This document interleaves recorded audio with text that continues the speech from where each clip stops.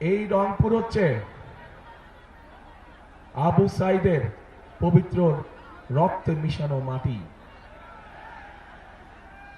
কাজেই যেই ত্যাগ আমরা জুলাই আন্দোলনে দেখেছি, সেই ত্যাগ কখনো বৃথা যেতে পারে না।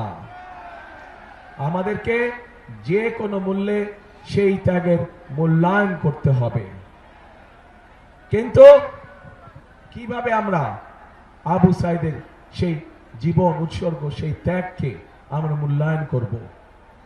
আমরা তাদের সেই ত্যাগকে, আবু সাইদ সহ যে 1400 ব্যক্তি শহীদ হয়েছে, যে 1400 ব্যক্তিকে হত্যা করা হয়েছে, এই মানুষগুলোর ত্যাগের মূল্যায়ন আমরা তখনই করতে পারবো যখন এই দেশের মানুষের রাজনৈতিক অধিকার এবং অর্থনৈতিক অধিকার প্রতিষ্ঠিত হবে, যার জন্য আবু সাইদ সহ আরো হাজারো মানুষ জীবন উৎসর্গ করে গিয়েছে।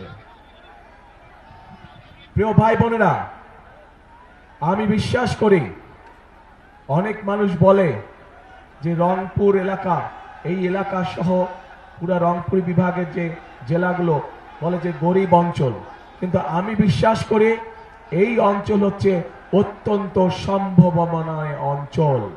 শুধু দরকার সঠিক পরিকল্পনা, শুধু দরকার সঠিক ব্যক্তির, শুধু দরকার সঠিক নেতৃত্বের। তাহলেই এই বিভাগের আমরা আমূল পরিবর্তন করতে পারবো। কিন্তু সেই আমূল পরিবর্তন করতে হলে ওই যে বললাম, সঠিক ব্যক্তি এবং সঠিক নেতৃত্ব দরকার। প্রিয় ভাই বোনেরা, আমাদের সামনে আমরা যদি দেখি, নিকট অতীতে দেশনেত্রী খালেদা জিয়া যখন দেশ পরিচালনার দায়িত্বে ছিলেন, শহীদ রাষ্ট্রপতি জিয়াউর রহমান এই যে আসার সময় দেখলাম যে বড় ধানের প্রস্তুতি চলছে। শহীদ জিয়া এই দেশের শাসনভার গ্রহণ করার আগে এখানে বড় ধান হতো? মুরব্বীরা আছে জানবেন, ইয়াং ছেলে পেলে যারা আছে তোমরা হয়তো জানবে না, কিন্তু মুরব্বীরা জানেন হতো না। এটি শহীদ জিয়ার অবদান, অর্থাৎ ফসল, বাড়তি ফসল শুরু হয়েছে। প্রিয় ভাই বোনরা, একইভাবে যদি আমরা দেখি, তাহলে আমরা দেখব যে দেশনেত্রী খালেদা জিয়া যখন দেশ পরিচালনা করেছেন, সেই সময় আমরা দেখেছি যে এই অঞ্চলের সবচাইতে বেশি সংখ্যক মানুষ দারিদ্র সীমা থেকে বেরিয়ে এসেছিল। কিন্তু বিগত 16 বছর ধরে আমরা দেখেছি যে আরো যতগুলো মানুষ দারিদ্র সীমা থেকে বেরিয়ে এসেছিল, তথাকথিত উন্নয়নের নামে লুটপাট হয়েছে, কিন্তু মানুষের ভাগ্য পরিবর্তনের জন্য সঠিক কোনো পদক্ষেপ গ্রহণ করা হয়নি। ফলে মানুষের কর্মসংস্থানের ব্যবস্থা হয়নি। ফলে নতুন মানুষের, সাধারণ মানুষের জীবনযাত্রা টিকে থাকার জন্য নতুন ব্যবসা বাণিজ্য, মিল, কলকারখানা কোনো কিছু এইখানে করা হয় নাই। প্রিয় ভাই বোনরা, এই এলাকায় একটু আগে আমি আবু সাইদের বাড়ি থেকে আসলাম। আমি নিজেও জানতাম না যে সেইখানেও পর্যন্ত কয়লা আছে। আমি জানতাম দিনাজপুরে কয়লা আছে, কিন্তু আজ আমি শুনলাম যে সেখানেও কয়লা আছে। এই কয়লা যদি আমরা উত্তোলন করতে পারি, এই কয়লা দিয়ে আমরা অনেক কিছুর পরিবর্তন করতে পারবো। প্রিয় ভাই বোনেরা, আমরা সবাই জানি এই অঞ্চল হচ্ছে কৃষি প্রধান অঞ্চল। এই দেশের এই এলাকার মানুষ, ম্যাক্সিমাম মানুষ কৃষি কাজের সাথে জড়িত, এবং সেজন্যই আমরা দেখেছি যে বিগত 16 বছর যাবৎ সমাজের সব শ্রেণী পেশার মানুষের সাথে সাথে আমাদের কৃষক ভাইরাও কিভাবে অত্যাচার, নির্যাতনের শিকার হয়েছে, কিভাবে কৃষিজাত পণ্য দ্রব্যের দাম মূল্য বৃদ্ধি হওয়ার ফলে কৃষকদেরকে বিভিন্ন সময় কষ্টের সম্মুখীন হতে হয়েছে। এবং সেই কারণেই আমরা হিসাব নিকাশ করে আমরা সিদ্ধান্ত নিয়েছি যে আগামী 12 তারিখে ইনশাআল্লাহ ধানের শীষ সরকার গঠন করলে আল্লাহর রহমতে আপনাদের সমর্থন নিয়ে এই মুহূর্তে যাদের কৃষি ঋণ 10,000 টাকা পর্যন্ত আছে, আমরা সেই কৃষি ঋণ সুদ সহ ইনশাআল্লাহ মওকুফ করব। সমগ্র বাংলাদেশে কৃষকদের 10,000 টাকা পর্যন্ত কৃষি ঋণ সুদ সহ ইনশাআল্লাহ আমরা মওকুফ করব। প্রিয় ভাই বোনেরা, শুধু তাই নয়, এই এলাকার মানুষ স্বাভাবিকভাবে কষ্টে থাকার কারণে অনেক মানুষ আছে যারা বিভিন্ন সময় রেজিস্টার বিভিন্ন এনজিও থেকে ছোট ছোট ক্ষুদ্র ঋণ গ্রহণ করে থাকে না? অনেক মানুষ কিন্তু ছোট ছোট ঋণ গ্রহণ করেছে, ক্ষুদ্র ঋণ গ্রহণ করেছে তারা। আমরা সিদ্ধান্ত নিয়েছি যে ইনশাল্লাহ 12 তারিখে আপনাদের সমর্থনে ধানের শীষ, 13 তারিখে সরকার গঠনে সক্ষম হলে পরে ইনশাল্লাহ আমরা এই যে ক্ষুদ্র ঋণ যারা রেজিস্টার্ড এনজিও থেকে গ্রহণ করেছেন, আমরা সরকারের পক্ষ থেকে এই ঋণ সেই এনজিও গুলোকে পরিশোধ করে দেব। আপনাদের পরিশোধ করা লাগবে না। এই অঞ্চলের মানুষকে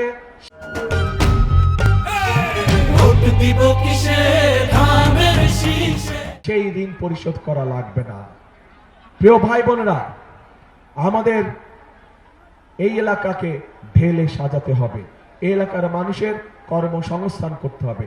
এই এলাকায় প্রাকৃতিক সম্পদ যেরকম আছে, এই এলাকায় একই সাথে সবচেয়ে বড় সম্পদ কৃষি আছে। কাজেই আমরা যদি বাংলাদেশের খুলনা অঞ্চল, বাংলাদেশের চট্টগ্রাম অঞ্চল সহ ঢাকা অঞ্চল সহ যদি ইন্ডাস্ট্রিয়াল বেল্ট হতে পারে, তাহলে অবশ্যই কেন এই রংপুর বিভাগ সহ রংপুর, দিনাজপুর, ঠাকুরগাঁও, পঞ্চগড় এলাকায় কেন তাহলে কৃষিজাত পণ্যের ইন্ডাস্ট্রি হবে না? আমরা পরিকল্পনা গ্রহণ করেছি যে ইনশাআল্লাহ 13 তারিখে বিএনপি সরকার গঠন করলে পরে আমরা কৃষিজাত পণ্যের যারা ব্যবসা বাণিজ্য করেন, যাদের ইন্ডাস্ট্রি আছে, তাদেরকে আমরা বিশেষ সুবিধা দিব, যাতে করে তারা এই এলাকায় এসে তাদের নতুন মিল, ফ্যাক্টরি স্থাপনের কাজ শুরু করেন। তার ফলে এই এলাকার মানুষ কর্মসংস্থানের সুযোগ পাবে। শুধু তাই নয়, আমাদের দেশে বর্তমানে বহু তরুণ যুবক মানুষ আছে, যুব সমাজের মানুষ আছে যারা আইটিতে কাজ করে, যারা কম্পিউটার আইটিতে কাজ করে।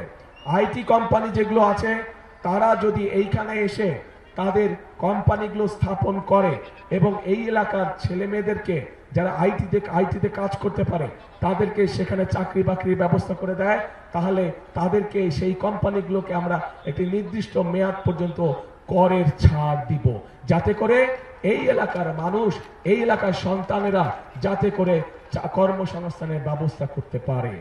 প্রিয় ভাই বোনেরা, আমরা যদি এই কাজগুলো করতে পারি, এই কাজগুলো করার মাধ্যমে আমরা আবু সাইদের স্বপ্নের একটি অংশ, তার আত্মত্যাগের একটি অংশ আমরা পূরণ করতে পারবো। কিন্তু বড় যে অংশটি রয়ে যাবে বাকি, সেটা হচ্ছে এই দেশের মানুষের রাজনৈতিক অধিকারকে ফিরিয়ে আনা। ঠিক, এই দেশের মানুষের অধিকারকে যদি ফিরিয়ে আনতে হয়, তাহলে আমরা একা পারবো না। কারণ 2024 সালে 5ই আগস্ট যে পরিবর্তন হয়েছিল, সেই পরিবর্তনের কোন রাজনৈতিক দলের দ্বারা হয় নাই, কোন নির্দিষ্ট কোন রাজনৈতিক দলের দ্বারা হয় নাই। সেই পরিবর্তনে এই দেশের সকল ধরনের মানুষ, শ্রেণী পেশা নির্বিশেষে সকল মানুষ অংশগ্রহণ করেছিল বলেই সেদিন সেই পরিবর্তন সূচিত হয়েছিল। এবং এই পরিবর্তনকে যদি ধরে রাখতে হয়, তাহলে প্রিয় ভাই বোনেরা, উপস্থিত প্রিয় ভাই বোনেরা, আপনারা সহ বাংলাদেশের জনগণকে সামনের কাতারে এসে দাঁড়াতে হবে। এবং সামনের কাতারে এসে দাঁড়ানোর অর্থ হচ্ছে একটি নিয়মতান্ত্রিক উপায়, একটি নিয়মতান্ত্রিক পন্থায় আমাদেরকে গণতান্ত্রিক যাত্রা শুরু করতে হবে, যা দেশের আইন অনুযায়ী, সংবিধান অনুযায়ী আগামী 12 তারিখে যে নির্বাচনটি অনুষ্ঠিত হচ্ছে, সেই নির্বাচনে আপনাদেরকে বেরিয়ে আসতে হবে ঘর থেকে। সেই নির্বাচনে ঘর থেকে বেরিয়ে এসে আপনাদেরকে আপনাদের অধিকার প্রয়োগ করতে হবে। এবং এই অধিকার প্রয়োগ করার মাধ্যমেই আপনারা সঠিক ব্যক্তিদেরকে নির্বাচিত করবেন, যারা আপনাদের এই এলাকার উন্নয়নের জন্য কাজ করবে। প্রিয় ভাই বোনেরা, আমাদের দেশের জনসংখ্যার অর্ধেক হচ্ছে নারী। এই অর্ধেক নারী সমাজকে আমরা যদি পিছনে ফেলে রাখি, সাথে না নেই, তাদেরকে যদি অর্থনীতির অংশে পরিণত না করি, তাহলে কোনোভাবেই দেশকে সামনে এগিয়ে নিয়ে যাওয়া সম্ভব নয়। সম্ভব হবে না। এবং এই নারী সমাজকে অর্থনৈতিকভাবে ধীরে ধীরে স্বাবলম্বী করে গড়ে তোলার জন্য আমরা একটি কার্ড তাদের ঘরে ঘরে পৌঁছে দিতে চাই। প্রত্যেক গৃহিণী বা প্রত্যেক মায়ের কাছে আমরা ফ্যামিলি কার্ড নামে একটি কার্ড পৌঁছে দিতে চাই, যেই কার্ডের মাধ্যমে আমরা প্রত্যেকটি পরিবারকে এটি কোনো দলমত না, দলমত নির্বিশেষে সকল মা সকল গৃহিণী এই কার্ডটি পাবে। এই কার্ডের মাধ্যমে আমরা তাদেরকে তাদের হাতে, সেই মায়েদের হাতে, সেই গৃহিণীদের হাতে প্রতি মাসে আমরা একটি সহযোগিতা পৌঁছে দিতে চাই, যার মাধ্যমে তারা ধীরে ধীরে স্বাবলম্বী হয়ে উঠতে পারে, ধীরে ধীরে অর্থনীতির উপরে তাদের একটি নিয়ন্ত্রণ প্রতিষ্ঠিত হতে পারে, যার মাধ্যমে তারা ব্যবসা বাণিজ্য, সন্তানের লেখাপড়া, সন্তানের স্বাস্থ্য সকল কিছু নিজের মতন করে দেখভাল করতে পারে। প্রিয় ভাই বোনেরা, শুধু মা বোনদের জন্য নয়, শুধু তরুণ সমাজের সদস্য বা যুব সমাজের সদস্যের কর্মসংস্থানের ব্যবস্থা নয়, আমি একটু আগে কৃষক ভাইদের 10,000 টাকা পর্যন্ত কৃষি ঋণ মওকুফ করার কথা বলেছি। এটার পাশাপাশি আমরা আরেকটি কাজ করতে চাই, সেটি হচ্ছে আমরা প্রত্যেক কৃষক ভাইয়ের হাতে, মাদের কাছে বা গৃহিণীদের কাছে যেমন ফ্যামিলি কার্ড পৌঁছে দেব, ঠিক কৃষক ভাইদের কাছে আমরা একইভাবে কৃষি কার্ড নামক একটি কৃষি কার্ড পৌঁছে দিতে চাই। 10,000 টাকা কৃষি লোন যেটা, ওটা তো মওকুফ করবই, এই কৃষি কার্ডও পৌঁছে দিতে চাই, কারণ এই কৃষি কার্ডের মাধ্যমে, ফ্যামিলি কার্ডের মাধ্যমে মাদের হাতে, গৃহিণীদের হাতে যেরকম একটি সহযোগিতা পৌঁছাবো, কৃষক কার্ডের মাধ্যমে আমরা কৃষক ভাইদের কাছে তাদের জমি অনুযায়ী আমরা অন্তত একটি ফসলের সম্পূর্ণ বীজ, সার, কীটনাশক তাদের হাতে তুলে দিতে চাই, যাতে করে তাদের নিজেদের উপর অর্থনৈতিক চাপ একটু হলেও যাতে কমে এবং ধীরে ধীরে যাতে আমাদের কৃষক ভাইরা আস্তে আস্তে অর্থনৈতিকভাবে স্বাবলম্বী হয়ে উঠতে পারে। প্রিয় ভাই বোনেরা, এখন এই পরিকল্পনাগুলোকে যদি বাস্তবায়ন করতে হয়, আমরা তো বাস্তবায়ন করব আল্লাহর রহমতে, আপনাদের সমর্থন নিয়ে আমরা সরকার গঠন করে আমরা একটা পরিকল্পনা বাস্তবায়ন করব, কিন্তু সেই পরিকল্পনা বাস্তবায়নে আপনাদের সাহায্য ছাড়া তো করতে পারবো না আমরা। আমাদের সংক্ষেপে আমাদের কয়েকটি পরিকল্পনার কথা আপনাদের সামনে তুলে ধরেছি। এখন আমি আপনাদের কাছে জানতে চাই, আমার জানতে ইচ্ছা করছে, আমাদের পরিকল্পনাটা বললাম, প্রিয় ভাই বোনেরা, আপনাদের পরিকল্পনাটা কি? হ্যাঁ, শুনি না। আরে ভাই, শুনি না তো, আপনি একটু জোরে বললে শুনে। ধানের শীষ কবে? হ্যাঁ, কবে? 12 তারিখ। কখন যাবেন? একদম ফজরের ওয়াক্তে গিয়ে ফজরের সময় ওখানে জামাত আদায় করতে হবে, যাতে করে ওই 16 বছর যেমন নিশিরাতের নির্বাচন হয়েছিল, আমরা এবার আর করতে দেব না। 16 বছর যখন আমুর নির্বাচন হয়েছিল, আমরা এবার করতে দেব না। এবার হচ্ছে জনগণের পালা। জনগণ এবার সিদ্ধান্ত নেবে তারা কি করবে। কাজেই জনগণ, সকল মুসলমান, হিন্দু, বৌদ্ধ, খ্রিস্টান, যে যেখানে আছেন, সকল ধরনের মানুষ যারা ভোটার, প্রত্যেকে ভোরবেলায় গিয়ে ভোট কেন্দ্রের সামনে লাইন দিয়ে দাঁড়াতে হবে, যাতে করে কেউ কোনো ষড়যন্ত্র করতে না পারে, সতর্ক থাকতে হবে। প্রিয় ভাই বোনেরা, আরেকটি গুরুত্বপূর্ণ বিষয় আছে। আপনাদের নিশ্চয়ই মনে আছে, আজকে থেকে প্রায় 2.5 বছর আগে যখন স্বৈরাচার এই দেশের মানুষের কাঁধের উপরে চেপে বসেছিল, সেই সময় বিএনপি সংস্কার প্রস্তাব দিয়েছিল দেশের মানুষের সামনে। 31 দফা সংস্কার প্রস্তাব মনে আছে? 31 দফা সংস্কার প্রস্তাব মনে আছে আপনাদের? জানেন তো? আচ্ছা, পরবর্তীতে আমরা কি দেখলাম, যে বর্তমান সরকার যখন আসলো, অন্তর্বর্তীকালীন সরকার আসলো, অন্তর্বর্তীকালীন সরকার এসে তারা একটি সংস্কার কমিশন করলো এবং বাংলাদেশের প্রায় কম বেশি রাজনৈতিক দলগুলোকে সেখানে আহ্বান করলো।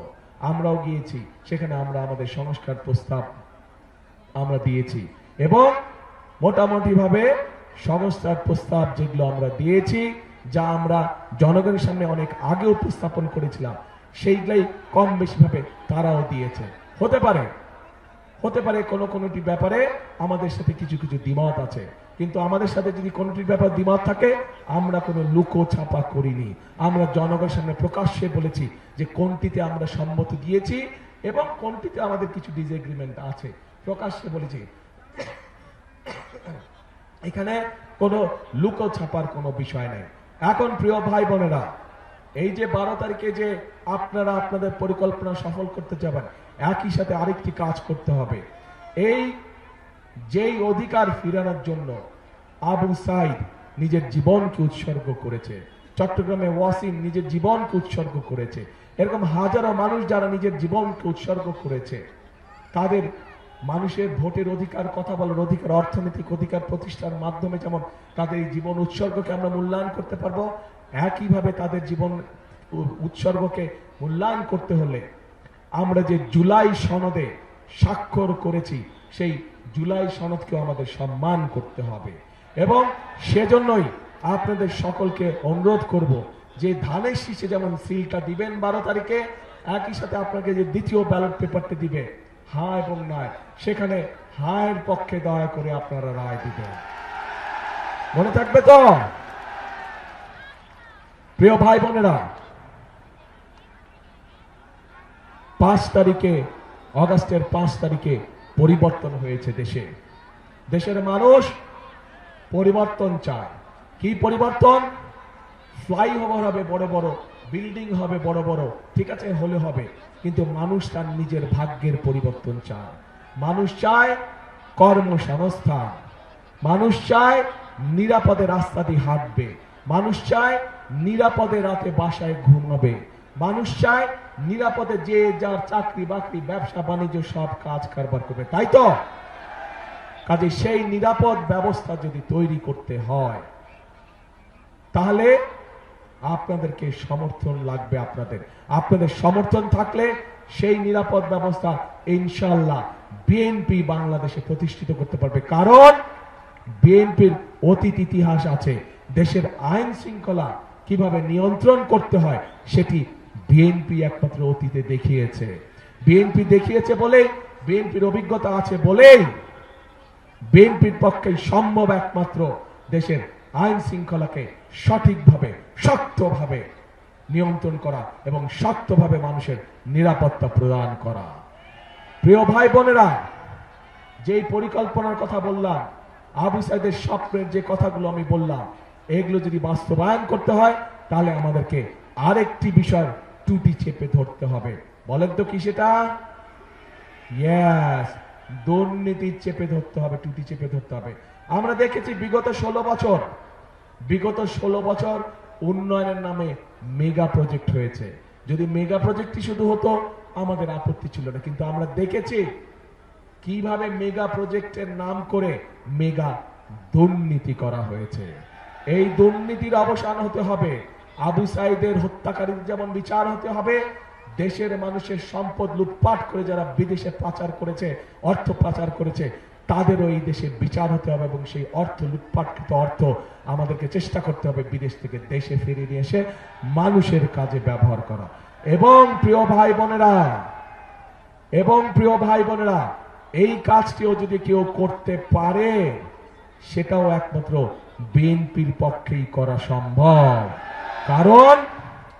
কারণ একটি আন্তর্জাতিক সংস্থা, যেই সংস্থাটি এই দুর্নীতিতে কে কত নাম্বার পেল এই হিসাব যারা করে, তাদের হিসাব মতেই 2001 সালে যখন খালেদা জিয়া দায়িত্ব পায়, তখন থেকে আস্তে আস্তে বাংলাদেশ দুর্নীতির রাহুগ্রাস থেকে উপর দিকে উঠতে থাকে, মুক্ত হতে থাকে। কাজেই বিএনপি এটিও প্রমাণ করে দেখিয়েছে যে বিএনপি একমাত্র পারে দেশকে দুর্নীতির রাহুগ্রাস থেকে মুক্ত করার জন্য।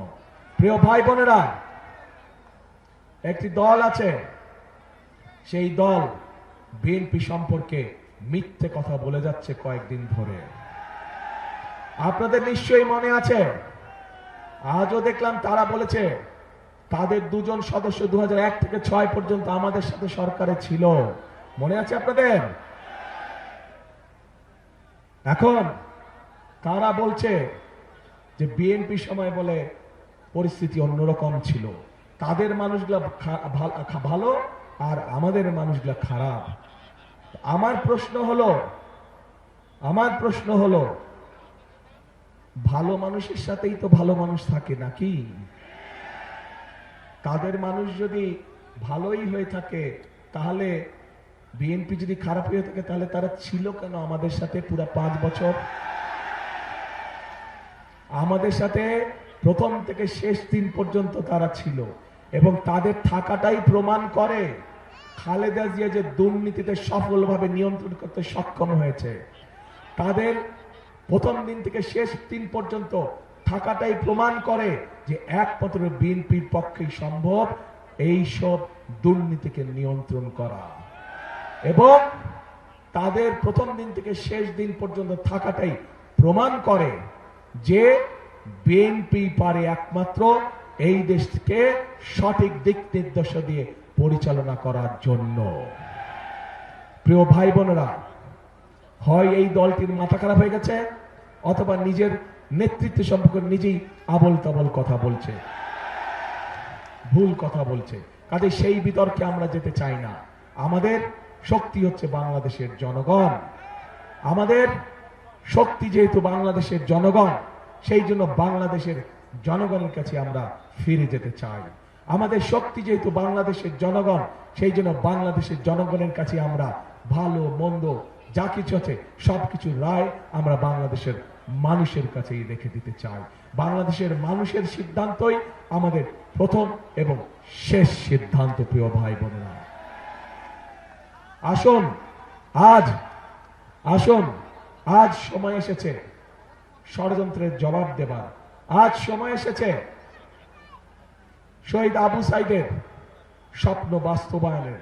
আজ সময় এসেছে বাংলাদেশের মানুষের ভাগ্যের পরিবর্তনের। কাজে আসুন, সব সময় সৎ সুযোগ সব সময় আসে না।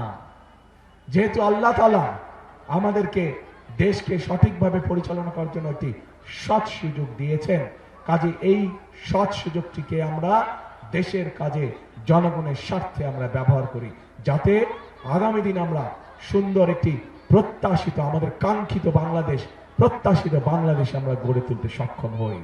এবং সে কারণেই প্রিয় ভাই বোনেরা, এই দেশকে গড়ে তুলতে হলে আমাদের সকলকে একসাথে পরিশ্রম করতে হবে।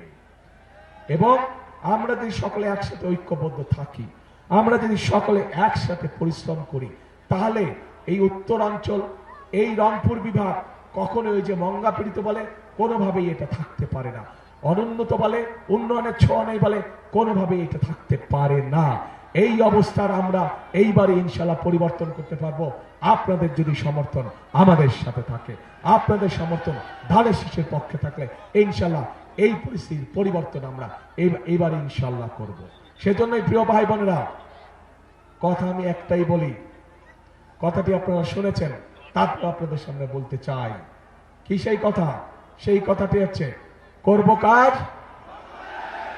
কে করব কাজ? সবার আগে বাংলাদেশ। করব কাজ, গড়ব দেশ, সবার আগে বাংলাদেশ। বাংলাদেশ ভালো থাকলেই ইনশাল্লাহ মানুষ ভালো থাকবে। বাংলাদেশের মানুষের অধিকার প্রতিষ্ঠিত হলেই বাংলাদেশ ভালো থাকবে। প্রিয় ভাই বোনেরা, আসুন আজকের এই নির্বাচনী জনসভার শপথ আমরা আবু সাইদের সেই কাঙ্ক্ষিত প্রত্যাশিত বাংলাদেশ গড়ার কাজে ইনশাল্লাহ আগামী মাসের 13 তারিখ থেকে আমরা কাজে হাত দিব। এই হোক আজকের নির্বাচনী জনসভার প্রতিশ্রুতি। আল্লাহ হাফেজ। বাংলাদেশ জিন্দাবাদ, বাংলাদেশ জাতীয়তাবাদী দল জিন্দাবাদ। ও রাইট রাইট রাইট ভাইরা, সরি আমি একটা জিনিস ভুলে গেছি। এই এলাকার শুধু না, আচ্ছা ক্যান্ডিডেট সাহেবের সামনে আসেন, প্রার্থীরা একটু সামনে আসেন, লাইনটা একটু ধরো। এই এলাকা সহ সারা বাংলাদেশের একটি বিরাট সমস্যা আছে, সেটা হচ্ছে আমাদের পানি সমস্যা। আমাদের পানি সমস্যা আছে সারা বাংলাদেশেই, আর বিশেষ করে যেহেতু এই এলাকাটি কৃষি প্রধান এলাকা, এই এলাকায় এই সমস্যাটা রয়েছে এবং এই সমস্যাটি সমাধানের জন্য কাজে হাত দিয়েছিলেন শহীদ রাষ্ট্রপতি জিয়াউর রহমান। তিস্তা ব্যারেজ প্রকল্পের কাজ ইনশাল্লাহ 12 তারিখে নির্বাচনের পরে 13 তারিখে বিএনপি ইনশাল্লাহ সরকার গঠন করলে এই এলাকার মানুষের জন্য যে তিস্তা ব্যারেজের স্বপ্ন, আমরা সেটি পূরণের কাজে যথাসম্ভব দ্রুত হাত দিব ইনশাল্লাহ। যাতে কর্মসংস্থান বলেছি জি। আরে মেডিকেল কলেজ বিশ্ববিদ্যালয় এমনিই হবে, ওগুলো নর্মালি হবে মেডিকেল কলেজ বিশ্ববিদ্যালয়। তিস্তা মহাপরিকল্পনা বলতে আমরা যা বোঝে খাল খনন, বন সংরক্ষণ সহ কর্মসংস্থান সহ যেই কাজগুলো আছে ইনশাল্লাহ পর্যায়ক্রমিক ভাবে সবগুলো কাজ আমরা শুরু করব। প্রিয় ভাই বোনেরা, এই এলাকার উন্নয়নের জন্য, মানুষের ভাগ্যের পরিবর্তনের জন্য যাদের হাতে আমরা ধানের শীষ তুলে দিয়েছি, এবার তাদেরকে আপনাদের সাথে আমি পরিচয় করিয়ে দিচ্ছি। যে একটু তুলেন আপনারা সবাই, তুলেন জি। এই যে এই মানুষগুলোকে আমরা এই এলাকার মানুষের ভাগ্যের পরিবর্তনের জন্য দায়িত্ব দিয়েছি। ইনশাল্লাহ তাদেরকে আপনারা ধানের শীষ মার্কায় জয়যুক্ত করবেন 12 তারিখে ইনশাল্লাহ। আল্লাহ হাফেজ। বাংলাদেশ জিন্দাবাদ, বাংলাদেশ জাতীয়তাবাদী দল জিন্দাবাদ।